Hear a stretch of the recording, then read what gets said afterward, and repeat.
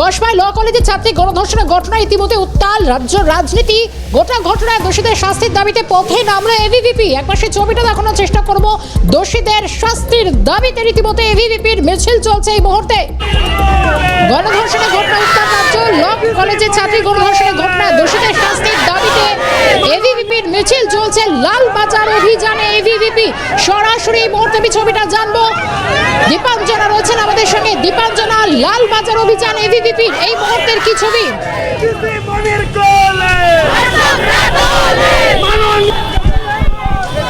একেবারে দেখো, আমরা প্রথমে আর্জি করে যে ঘটনা, সেই ঘটনায় কাদম্বিনীর জন্য প্রতিবাদে নেমেছিল কলকাতা থেকে জেলা। আর এবার দেখছি একেবারে দক্ষিণ কলকাতার যে ল কলেজ, সেই ল কলেজে মূলত লয়ের ছাত্রীকে গণধর্ষণ করা হয়েছে। তারই প্রতিবাদে দেখছি এবিভিপির দক্ষিণবঙ্গ সরব হয়েছেন, কারণ তারা বলছেন লালবাজার অভিযানের ডাক দিয়েছেন। এই মুহূর্তে সরাসরি যে ছবি তুমি দেখতে পাচ্ছ, চিত্র সাংবাদিক গোপাল তপদার তুলে ধরছে। তুমি দেখতেই পাচ্ছ একেবারে সামনের যে প্ল্যাকার্ডে লেখা রয়েছে কসবা কলেজের ধর্ষণ কাণ্ডের বিচার চাই। সেই জায়গা থেকে দাঁড়িয়ে আজকে এবিভিপির দক্ষিণবঙ্গে যারা কর্মী সমর্থক রয়েছেন, তারা সকলেই রাজপথে প্রতিবাদ করছেন। কারণ তারা বলছেন যারা আজকে রাজপথে প্রতিবাদ করছে তারাও তো কোনো না কোনো কলেজের ছাত্র এবং ছাত্রী, তাহলে তাদের সুরক্ষা এবং নিরাপত্তা কোথায়? সেই জায়গা থেকে একেবারে সরাসরি কথা বলার চেষ্টা করব।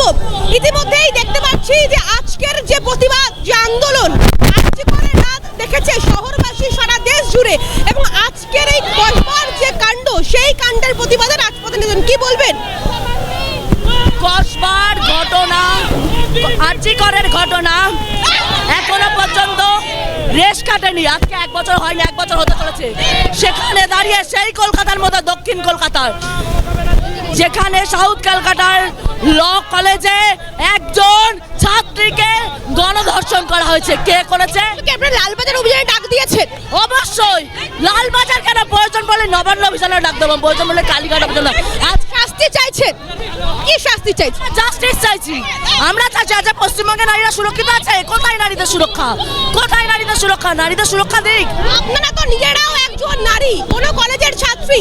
রাতে ফেরার সময় কি ভয় হবে না? নিরাপত্তা কোথায়? 1 বছরের মধ্যে আবার একটা ঘটনা কলকাতায়।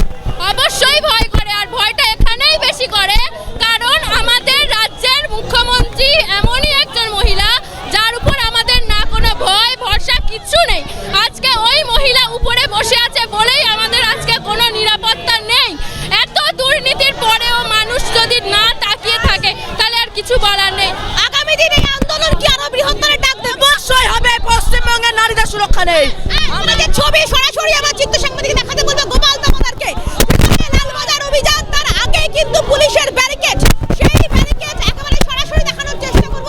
ইতিমধ্যে আমার চিত্র সাংবাদিক গোপাল দামোদরকে বলবো সেই ছবি তুলে ধরতে। অর্থাৎ লালবাজার অভিযান, তার আগে কিন্তু পুলিশের নিরাপত্তা একেবারে দীপাঞ্জনা, তারা ব্যারিকেড অবধি পৌঁছে গিয়েছেন। কিন্তু আমি জানতে চাইবো, এটাই সেই প্রথম ব্যারিকেড এবং এই মুহূর্তে সেই ব্যারিকেডের আগে পুলিশ মিছিল রোখার চেষ্টা করছে। সব মিলিয়ে কি পরিস্থিতি দীপাঞ্জনা?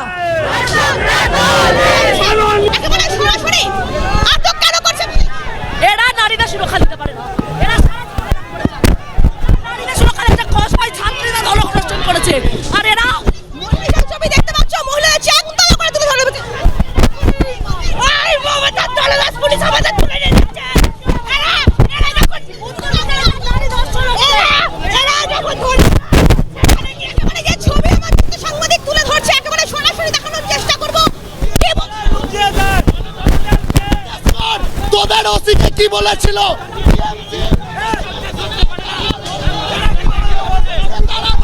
সেই জায়গা থেকে একেবারে সরাসরি আমার চিত্র সাংবাদিক গোপাল দামোদর তুলে ধরছে।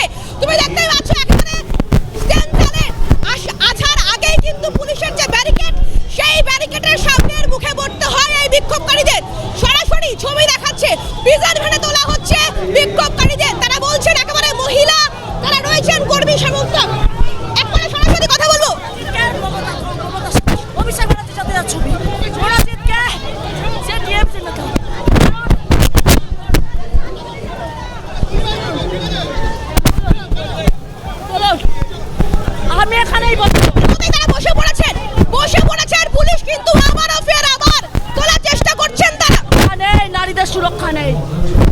দিক পূর্বাধিক এই সব পুলিশ আজকে করার ঘটনায় যদি পুলিশ থাকতো আজকে করার সুরক্ষা পেত আজকে গণসংখ্যা পুলিশ কে তুলবে মমতা ব্যানার্জিকে অ্যারেস্ট করুন। তুমি দেখতেই পাচ্ছ একেবারে ধুমধুমার পরিস্থিতি। সেই জায়গা থেকে দাঁড়িয়ে যারা এখানকার কর্মী সমর্থকরা রয়েছেন তাদের কিন্তু সকলকেই কিন্তু তুলে দেওয়া হচ্ছে, কারণ এই মুহূর্তে যে পরিস্থিতি সৃষ্টি হয়েছে সেই জায়গা থেকে দাঁড়িয়ে কিন্তু প্রত্যেক বিক্ষোভকারীদের বিজয় তোলা হচ্ছে।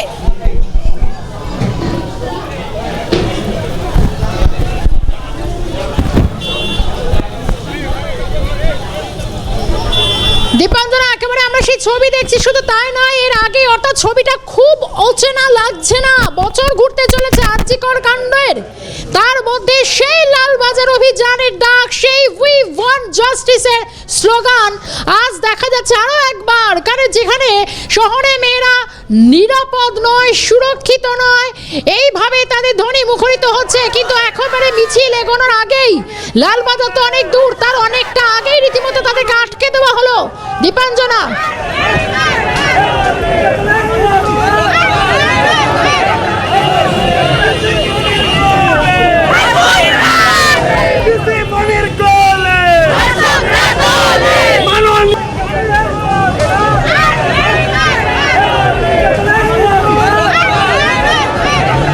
দীপাঞ্জনা, মূলত কি স্লোগান উঠছে যদি একটু জানানো যায়?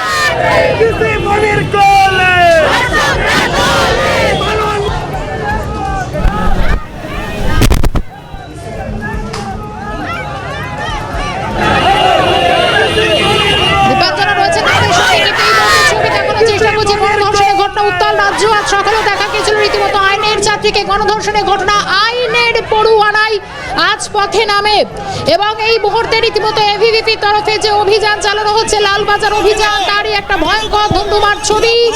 রীতিমতো পুলিশ হেঁচড়ে নিয়ে যাওয়ার চেষ্টা করছে কসবা ল কলেজের ছাত্রীকে গণধর্ষণের ঘটনা। হ্যাঁ দীপাঞ্জনা, প্লিজ।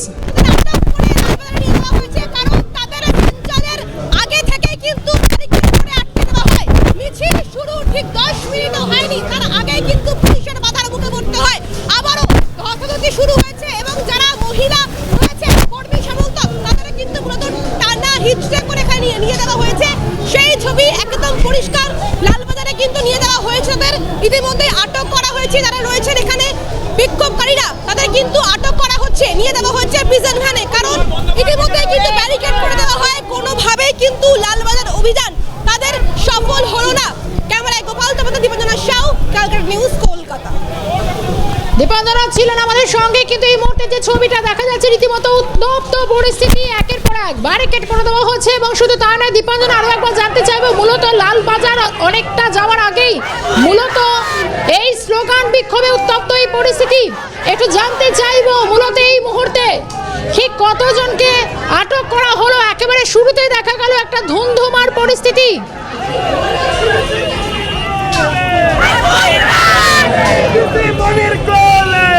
এই মুহূর্তে গণধর্ষণের ঘটনা উত্তাল রাজ্য, এবিভিপি তারা পথে নেমেছেন। আপনাদের আরো একবার আপডেট দেব।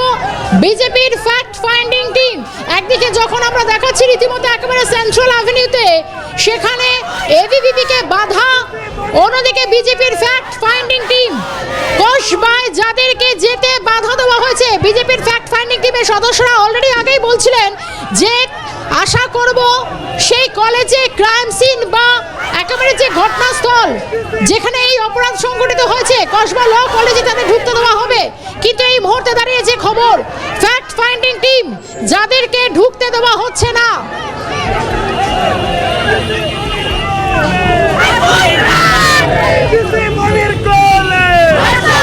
দুটো ছবি দেখাচ্ছি, লালবাজার অভিযান এবিভিপির, লালবাজারে যাওয়ার অনেকটা আগেই এবিভিপি কর্মী সমর্থকদের আটক করা হয়, তুলে নিয়ে যাওয়া হচ্ছে প্রিজন ভ্যানে।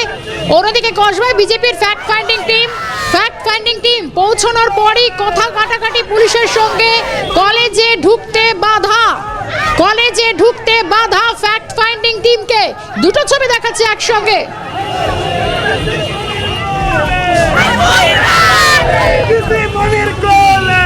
কসবায় বিজেপির ফ্যাক্ট ফাইন্ডিং টিম ইতিমধ্যেই একদিকে কথা বলছেন তারা, যার মধ্যে রয়েছেন ফ্যাক্ট ফাইন্ডিং টিমের সদস্য সত্যপাল সিং, মীনাক্ষী লেখি, মদন সিং এবং বিপ্লব দেব।